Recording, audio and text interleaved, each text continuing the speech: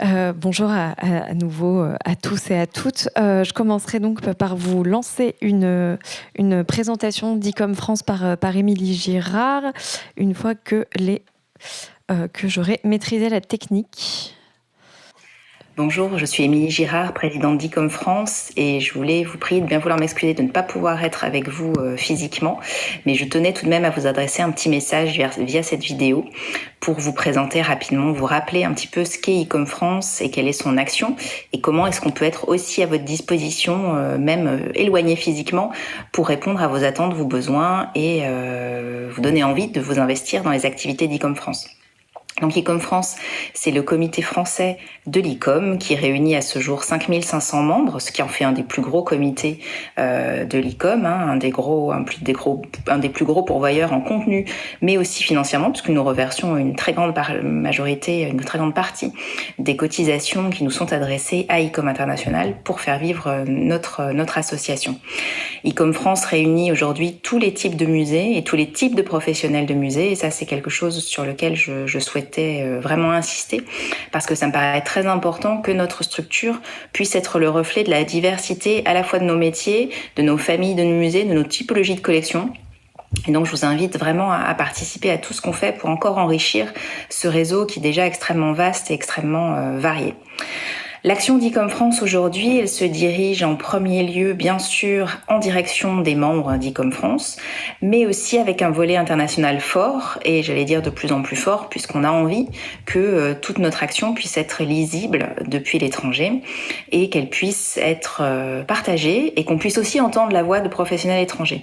C'est pour ça que tous nos événements en ligne sont aujourd'hui traduits dans les 3 langues de l'Ecom, donc le français, l'espagnol et l'anglais, en traduction simultanée, de manière à ce qu'on puisse avoir cette audience la plus large possible. Et c'est quelque chose qui paye visiblement, puisque ça se stabilise assez bien, mais on a généralement maintenant entre 20 et 30 pays qui nous suivent à chaque événement. La journée professionnelle d'Ecom France d'il y a une dizaine de jours, qui s'est déroulée à la fois en format présentiel et en visio, a réuni 560 connexions, donc 560 connexions plus personnes en présence évidemment. Et cette journée nous a rendu visible de 27 pays différents. Donc ça vous donne un petit peu une idée finalement de cette audience qui est la nôtre aujourd'hui et qu'on souhaite pouvoir relayer encore davantage. Donc notre action à Ecom France, c'est d'abord être une sorte de réservoir, de relais d'informations. C'est-à-dire que si vous avez envie de communiquer sur une action que vous menez au sein de votre établissement, on est heureux de le faire, heureux de le relayer sur notre site, sur les réseaux sociaux si ça s'y prête. Donc n'hésitez pas à nous faire remonter des initiatives ou des idées. On est toujours preneurs. Ensuite, on développe une action d'activité, de rencontres-débats par plusieurs canaux. J'en ai parlé déjà tout à l'heure, j'y reviens. La journée professionnelle annuelle qui se déroule généralement en septembre, fin septembre, après les journées du patrimoine, autour d'une thématique et qui a vocation à faire se rencontrer autour de cette thématique les professionnels du réseau d'Ecom France. À Tours, je vous le disais, on était 560, donc un joli sujet autour des questions de public, de renouvellement des publics, de renouvellement des formes et des modèles de médiation. L'année prochaine, on verra, on ne sait pas encore dans quelle ville et dans quel musée on sera accueilli, mais on va commencer à y travailler, à y réfléchir et définir aussi la thématique. Et puis, on a aussi d'autres cycles réguliers. Alors d'abord, le cycle des soirées de débat déontologie, qui est organisé 3 fois par an en partenariat avec l'Institut national du patrimoine, qui accueille physiquement dans son auditorium 2 de ces 3 soirées. La 3e, celle du mois de juin, se déroule en format visio, en format webinaire uniquement. Les 2 autres, donc celle du mois de mars et celle du mois de novembre, se déroulent en format hybride, à la fois dans l'auditorium Jacqueline Liechtenstein de l'INP et en ligne. Donc ces formats, je pense que vous les connaissez, mais c'est une manière de s'adresser aux grandes thématiques qui peuvent faire débat du point de vue de l'éthique et de la déontologie de nos professions. Cette année, nous avons réuni au mois de mars une session sur la participation des publics, au mois de juin une session sur les acquisitions, et cet automne plutôt, en novembre, nous aurons une session sur les nouveaux outils numériques qu'on est en train de définir. Donc je vous invite vraiment à nous rejoindre en ligne. Ce sera le 13 novembre à partir de 18h, heure de Paris. Donc voilà pour les soirées débat déontologie. On est en train de caler le programme pour l'année prochaine en lien avec l'INP et on pourra le communiquer rapidement, je l'espère. J'ai parlé de la journée professionnelle annuelle. J'en viens à tous les autres événements qu'on est susceptible de pouvoir, sur lesquels on est susceptible de pouvoir travailler, des cycles de conférences ad hoc, des événements avec des formats définis pour d'autres choses. Cette année, vous l'avez peut-être vu, on a lancé un cycle sur le développement durable au sens large, c'est-à-dire à la fois dans ses acceptions environnementales, mais aussi sociétales. Donc un cycle de 6 sessions, qui est un projet qui a reçu une subvention d'ICOM International pour être monté, qu'on a pensé avec 8 comités nationaux, internationaux ou alliances régionales de l'ICOM, et qui propose donc au travers 6 séances. La prochaine aura lieu je vous dis pas de bêtises, le 18 octobre. Elle sera consacrée au numérique et au développement durable, coordonnée par ICOM Arabe pour cette session-là. Et donc ce cycle, c'est des rencontres entre 4 professionnels qui présentent leur action en lien avec la thématique et qui sont suivis d'un débat avec les participants. Donc je vous encourage vraiment à assister aux deux dernières séances, donc la prochaine le 18 octobre sur le numérique et la dernière qui aura lieu au mois de novembre sur les questions de plan d'urgence et de sauvegarde des biens culturels. Ça, c'était le programme de cette année. L'année prochaine, on réfléchit encore à la thématique qu'on abordera, mais on a très envie de lancer d'abord un cycle de rendez-vous réguliers à raison d'1 fois par mois pour donner la parole à une structure qui a envie de parler d'un sujet ou d'un projet qu'elle mène. L'idée vraiment est de faire d'ICOM France une sorte de think tank qui permette de pouvoir mieux échanger sur nos pratiques professionnelles, de pouvoir s'inspirer les uns les autres, de pouvoir parler des échecs éventuels aussi. Donc voilà, vous êtes évidemment les bienvenus pour nous proposer des choses. Je voulais aussi vous dire qu'on est très sensible à la participation des membres d'ICOM France au sein des comités internationaux de l'ICOM. Et donc, on est prêt à vous aider à pouvoir vous investir. Alors, c'est bienvenu d'en parler aujourd'hui pour cette réunion d'ICOFOM, mais on a très envie de pouvoir vous aider. Donc, n'hésitez pas à nous solliciter là aussi. Si vous avez envie de vous investir mieux, on peut être un relais vis-à-vis des comités internationaux. On peut vous accompagner financièrement aussi dans certains déplacements, dans la limite de nos moyens. Mais c'est des choses qu'on fait et je voulais le rappeler parce que c'est finalement pas tellement su. Voilà, je veux pas être trop long parce qu'en vidéo c'est toujours un peu pénible. Je voulais simplement vous dire que toutes les informations relatives à l'activité d'ICOM France sont en ligne sur le site d'ICOM France. N'hésitez pas à nous contacter, moi-même ou Anne-Claude Maurice, la déléguée permanente d'ICOM France, pour toute question, pour tout projet que vous avez envie de mener. On est complètement à votre disposition et je termine juste avec la petite minute pub pour vous dire qu'on est en pleine période de renouvellement des adhésions ou des primo-adhésions. Donc n'hésitez pas à vous rendre sur le site, à adhérer et voilà, à devenir membre si ce n'est pas fait de ce réseau. On est à votre disposition, je le redis, je l'ai beaucoup dit, mais je crois que c'est un message que j'avais envie de faire passer pour mieux vous accompagner, traiter des sujets dont vous avez envie de parler et être le plus à l'écoute possible, donc n'hésitez pas. Je vous souhaite une bonne poursuite de ces journées. Encore navré de ne pas pouvoir être venu et je vous dis à très bientôt. Au revoir.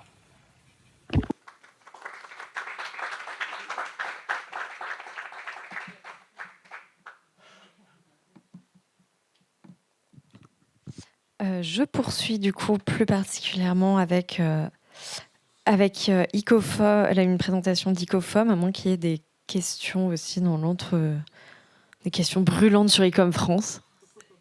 Par contre, il faudra un micro.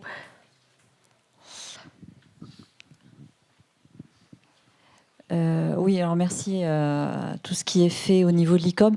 Il y a parfois des débats vraiment passionnants que je vois passer, mais je suis un peu victime du décalage horaire, parce que j'avoue que suivre le débat à 3h ou 4h du matin, c'est pas toujours évident quand on enchaîne une journée derrière. Donc je veux savoir, est-ce que les débats, on peut les retrouver après en ligne sur le site de l'ICOM ? Oui, absolument. Alors, en tout cas, pour ce qui est en ce qui concerne toutes les rencontres qu'Émilie Gérard a citées par rapport à ICOM France, la plupart ou si ce n'est toutes, sont enregistrées, disponibles en ligne sur YouTube. À nouveau, la plupart, si ce n'est toutes, sont retranscrites. Donc, dans vos tote bags, vous avez eu une petite sélection d'ouvrages au choix parmi justement des ouvrages publiés par ICOM France qui sont le fruit de soirées débat déontologie ou de journées annuelles. Donc, c'est des rencontres qui peuvent être facilement retrouvées ensuite par la suite et réécoutées. Merci beaucoup.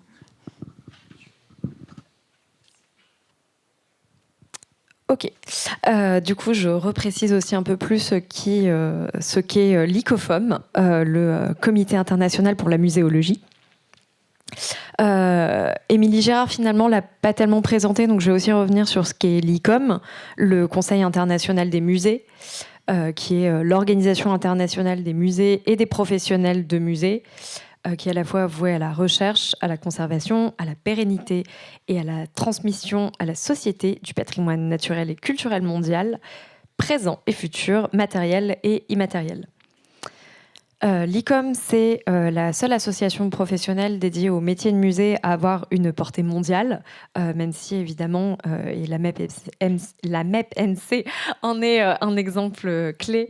Des associations de portée locale existent aussi, mais le principe de l'ICOM, c'est d'être vraiment une organisation internationale. L'ICOM a été créé en 1946 et l'ICOM a pour mission d'établir donc des standards professionnels dans le champ des musées et du patrimoine, mais aussi d'être une sorte de forum pour sensibiliser la société civile et les pouvoirs publics au rôle des musées et en même temps animer une réflexion mondiale sur tout un ensemble de ces questions. L'ICOM compte aujourd'hui 119 comités nationaux, établis donc dans différents pays du globe, et 32 comités internationaux, qui sont des comités qui s'intéressent de manière transversale à des thématiques liées aux questions de musée.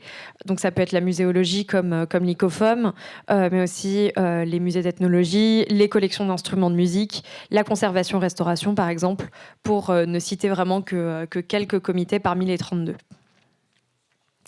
L'ICOM compte également des alliances régionales et des associations partenaires, dont la PIMA pour le Pacifique, dont Tarissi a parlé tout à l'heure. L'ICOFOM, donc, c'est le Comité international pour la muséologie au sein de l'ICOM, qui a été fondé en 1977 et qui compte aujourd'hui plus de 2000 membres originaires de 90 pays différents. Donc on a quand même une assez large représentation internationale dans notre comité. Au sein de notre comité, nous avons 2 sous-comités régionaux qui représentent la région Asie-Pacifique, ICOFOM ASPAC pour son petit acronyme, et l'Amérique du Sud et les Caraïbes, cette fois-ci, donc son petit acronyme, c'est ICOFOM LAC. Les recherches qu'on mène au sein de l'ICOFOM touchent à la muséologie à la fois dans ses aspects théoriques, mais aussi dans ses aspects pratiques. Et ça, c'est vraiment la question d'allier théorie et pratique. C'est vraiment au fondement de la manière dont on travaille. Et là aussi, je tiens à le ressouligner dans le cadre de notre rencontre. On s'intéresse aussi donc aux études des musées et aux études du patrimoine avec l'intention aussi d'avoir une portée internationale et la plus large possible sur la muséologie. Chaque année, l'ICOFOM publie un ensemble d'ouvrages qui sont donc liés à divers champs et géographies de la muséologie, ainsi qu'une revue, les ICOFOM Study Series, qui paraît de manière bisannuelle, qui est disponible intégralement en ligne. Tous les numéros sont tous sur Open Edition et sur notre Drive, mais on peut les retrouver sur notre site internet pour les numéros les plus anciens.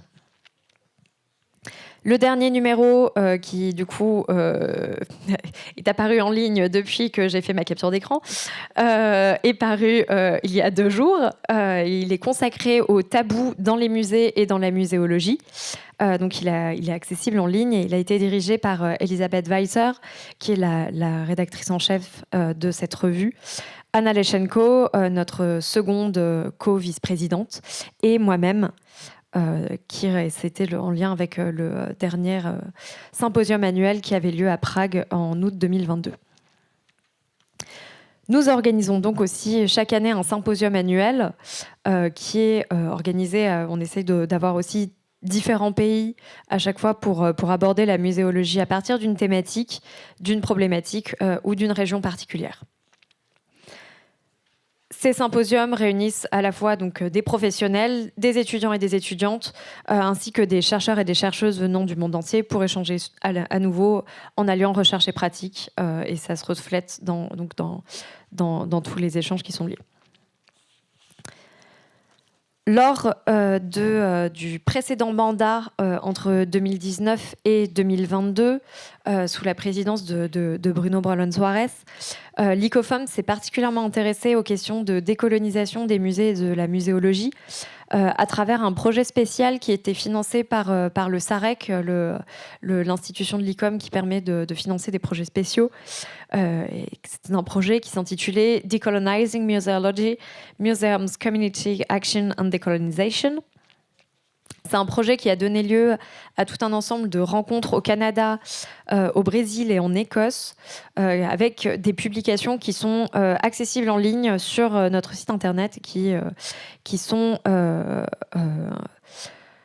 pour la plupart disponibles en anglais. Certaines sont aussi francophones, hormis celle qui est la publication numéro 1 qui était en trilingue, mais en portugais, en espagnol et en anglais, ce qui répondait aux langues utilisées en Amérique latine, qui était le focus de cette publication.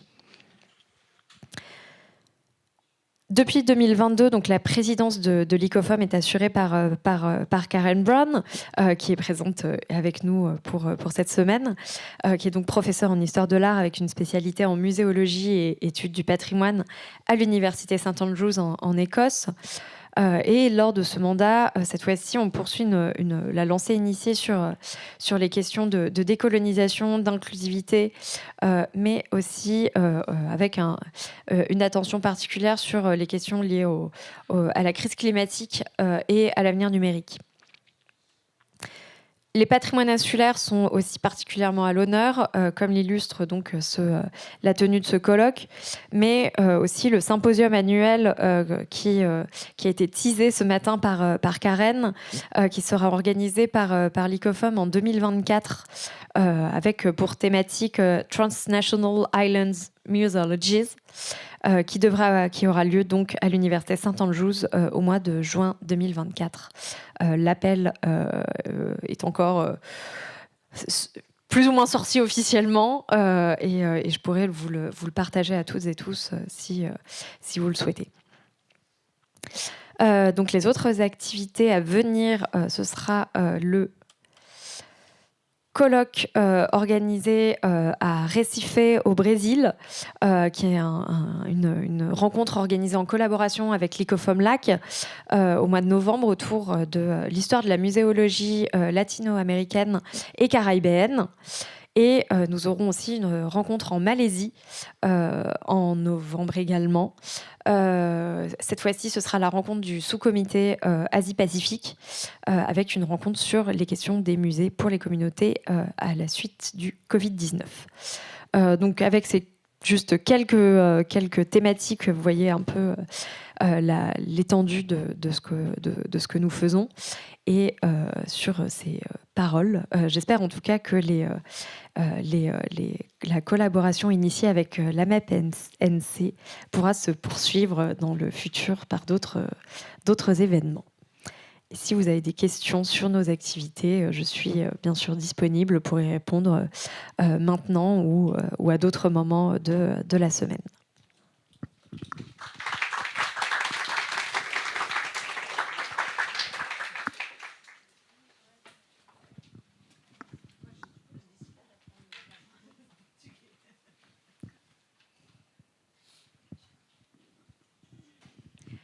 J'ajoute du coup, en entendant dans le public que la question du portugais fait partie des enjeux. La plupart, donc il y a 3 langues officielles au sein de l'ICOM, le français, l'anglais et l'espagnol. Pour ICOFOM, nous essayons toujours d'avoir, dans la mesure du possible, ces 3 langues qui sont représentées avec des traductions qui sont faites pour pouvoir justement engager des discussions de manière fluide dans différentes langues.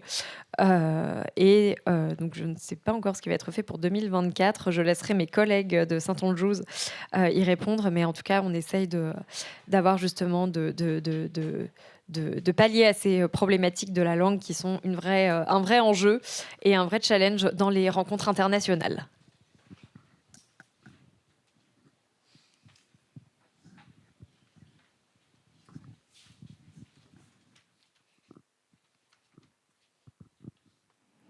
Merci Marion. Bon, ma question, c'est sur les thématiques des symposiums dans différents pays.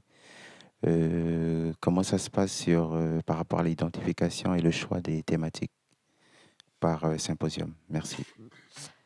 Généralement, on a donc une grande ligne directrice un peu qui est lancée sur les différents mandats selon les présidences.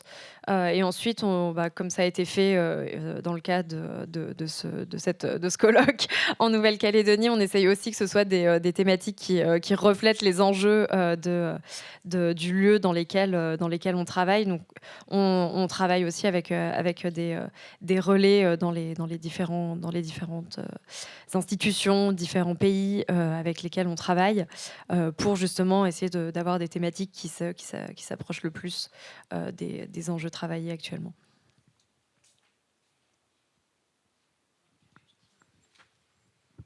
Alors, pour ceux et celles qui ne font pas partie de la MEP encore, c'est le moment. Vous pouvez prendre votre adhésion sur Hello Asso.